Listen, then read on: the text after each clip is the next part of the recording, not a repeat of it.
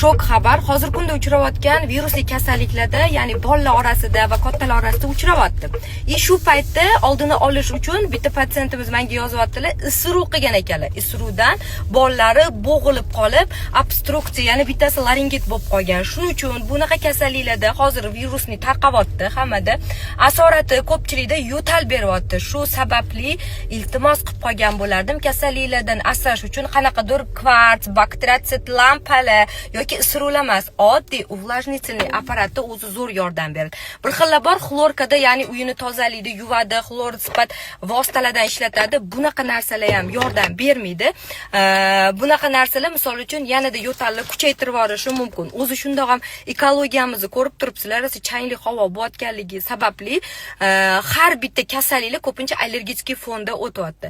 Oldini olish uchun eng zo'r narsa xonani harorati yaxshi bo'lishi va namligi yaxshi